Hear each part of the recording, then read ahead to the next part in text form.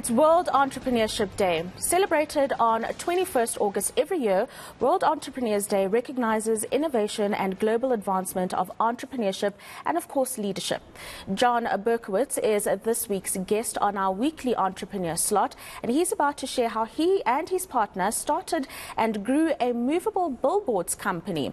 He focused on the growth of the on-demand and motorbike delivery industry during a lockdown. Jon, thank you very much for joining us this morning.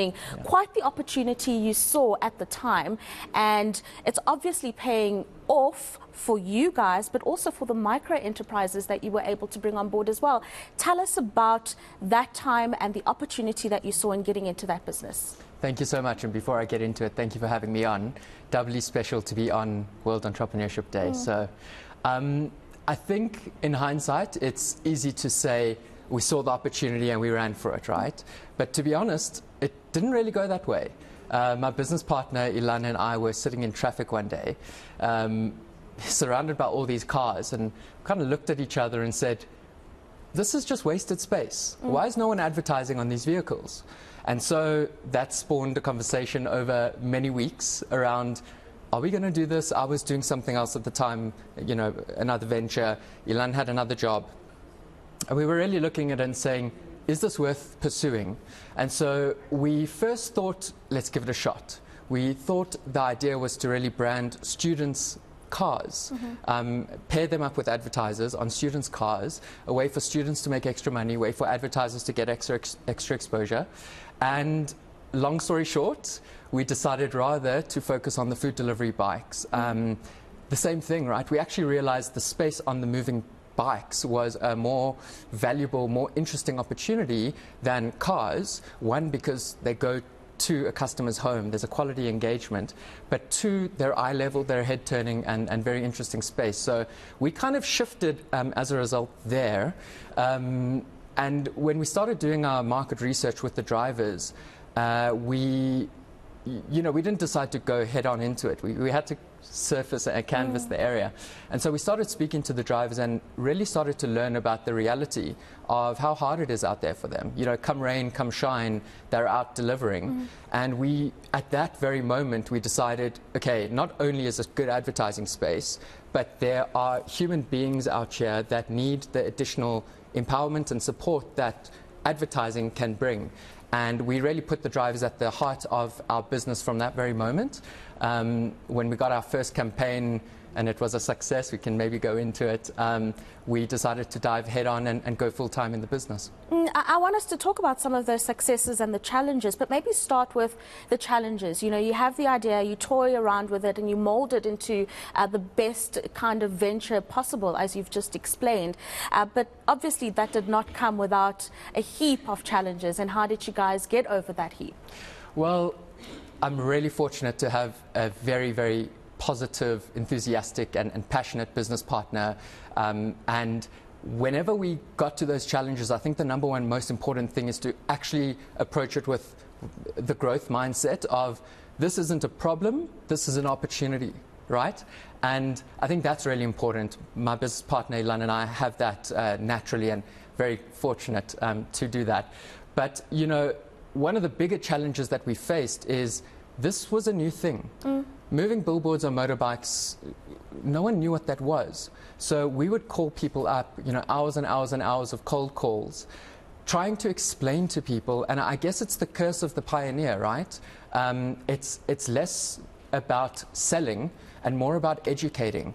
And I think that was our biggest challenge starting out, was explaining to the market not only what this is, but what the value is, and what opportunity there was for advertisers. Yeah, and you obviously were able to do that because you've grown over the last few years. And I maybe want you to get into the opportunities that you have created for the micro enterprises. You spoke about the livelihoods of these delivery drivers and how they were really struggling and how this was quite an important opportunity for them. Speak about them and their growth and the contribution over the last few years that Motion Ads has been able to create for them. Yeah, I don't even know where to start on that, right? Because it's been such an incredible journey from our very first conversation with the first driver, as we were doing our market research, to now, you know, working with over 600 drivers as of today, and more very soon, it's been unbelievable. And you know, I know I've already mentioned that we put the drivers at the heart of our business, but that's not just fluff. We don't just say that when we're sitting in the studio, you know, talking about our journey. We're a social enterprise, and at the heart of it is the driver. And so when we saw that the drivers, you know, the drivers earn money. Every time they make a delivery, they earn a fee. When they get a tip from a customer, if a customer tips, which we encourage people, please, to tip more, so the driver earns money. But there was a need for auxiliary income, for ancillary revenue, where a driver can prop up that income. And so, you know, the income that we pay drivers are free to use it however they like. Some of the fun stories that we have of where drivers have been using that extra income that they earn from us is, you know, whether it's paying for tanks of petrol or paying off a phone or data, to even building houses, you know, back at home, school fees and Christmas presents for their kids. I mean, we're so hands-on with the drivers. We get personal relationships, you know. We get pictures of their kids in the uniforms or the school shoes, or, you know, I get a bit emotional when I talk about it, because it's amazing, and we're very lucky. It's very uplifting as well, yeah, given the circumstances that we live under as a country.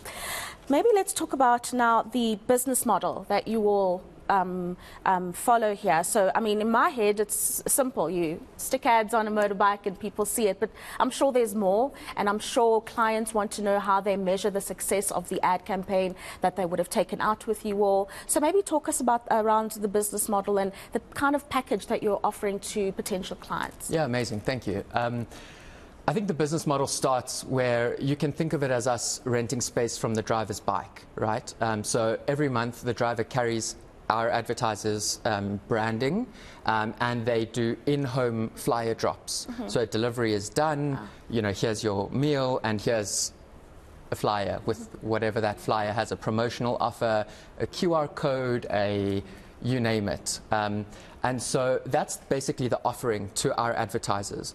To the driver, he earns an income, right, when he fulfills that task. And then as part of the service offering that we have to our clients, you mentioned the measuring and the tracking. That's what advertising is all about in 2022. And we've got a solution around that. On the driver's phones, we've got an app. And that app tracks where they are. I mean, we're nationwide, right? We're in 7 cities operating the business. And so it doesn't matter where the driver is, but wherever he is, it logs his location live, real time. And at the end of the month, we serve a digital report to our customers, which shows things like a heat map of the suburbs. You know, so for example, Pick n Pay, one of our clients, might want to target Constantia in Cape Town. And then Vodacom, another client, might want to target Hyde Park, where we're sitting right now. And that's all good and well, but only if the client can actually see where those bikes have been. So this digital report does that. It shows a heat map of the areas that the clients have been trying to target. It shows how many kilometers were driven with the branded bikes, how many hours they've been on the road, the hours of the day that they were driving. All of this information, which really brings Motion Ads and our offering on the food delivery bikes, not just to a powerful moving billboard that's head turning and eye level, but also you're getting the benefit of the measuring, and clients really love that. It's a very interesting concept, Jon, and as you talk, I keep thinking, did you guys not have any concerns about the fact that everything is like done on this little thing now, in that if I want advertisers could use our cell phones or any other digital platform to expose their product to us? Was that not of concern to you at all, in that you are competing in a very digitized society? Sure. Well, firstly, I think it's important to say that competition isn't bad, right? Luckily for us, we aren't competing with the popular apps and all of those things. In my opinion, and I think a lot of people share this opinion, there's space for different mediums. So different advertisers have different strategies. Some strategies work really well on a phone, other strategies need a motorbike. And sometimes you need a motorbike and a phone. So we don't see it as binary. We see it as complementary. And, you know, for us, it hasn't really made a difference. Because we're so innovative and new, those who want to try a new channel, and specifically to get into the heart of the home, the kitchen table, where people are receptive, people are enjoying a meal, and so sits a flyer, that's a very unique space for an advertiser to be, that can't really be replicated by a phone or anything else. And so I guess the point is, we were never scared of competition because, to be honest, we weren't directly competing. We're a unique and independent channel and something that's new on offer for advertisers. Growth prospects, you said you're in 7 cities across the country. Where else are you guys planning to go? Well, we'd like to cover as much of South Africa as we can. There are opportunities to go overseas. Yes. Specifically now we are working with Uber Eats. Okay. So as of June this year, we are now working officially with them, and that opens up a lot of capacity for us, not just operationally and access to more drivers, but obviously overseas too. And you know, the real growth that we see is from 500, 600 bikes today. How do we get to our next target of 1,000 bikes, 2,000, 3,000, 5,000, and all the while keeping our standards really high, because that's why advertisers love us. It's the quality of advertising space on this new medium. And so as we grow, we're very, very careful to continue to keep our standards high, but growth is obviously important, not just for us as a business, but for impacting more lives of drivers. Yeah. So someone watching this interview this morning, thinking about getting into some or other entrepreneurial venture, what kind of advice would you give them? It doesn't necessarily have to do with the venture that you are in at the moment, but just as an entrepreneur to entrepreneur, yeah. What kind of advice would you give them, whether it's issues of funding, issues of accessing the market and things like that? And I suppose the one big thing is that they shouldn't give up. Sure, definitely. I think perseverance, it's cliche at this point, but it's cliche for a reason, right? Never give up. But I think things like access to funding and going to market, those are extremely important, but that comes down the line. For me, in my opinion, the number one thing if you're looking to start a venture or to really get product market fit or traction with a venture is to actually find a problem and then create a solution for it. And that's easier said than done. But once you actually create a solution for something, people pay you money when you provide value to them. And unless you can provide value by solving a problem, you really, there's no funding or access to market to talk about. And I would say, unless you've got a very, very strong starting point there of what problem are you solving, and are you solving it in the best way to create value, then fix that first. Yeah, and very briefly, we have run out of time, but I have to ask you this. A lot of people say working with partners is difficult, and many ventures have fallen apart as a result. How have you found the experience? I've loved it. I don't think that we could have been where we are without each other as business partners. So I think finding the right business partner, someone with complementary skills, someone who you can commiserate in the bad times and celebrate in the good times is paramount. Brilliant. Jon, thank you so much for your time this morning. We really appreciate it. Thank you so much for having me. Thank you very much. That is Jon Berkowitz there, who's the co-founder of Motion Ads, joining us to talk about their journey and the growth and the opportunities they've been able to create, not only for themselves, but for those that have become part of their ecosystem.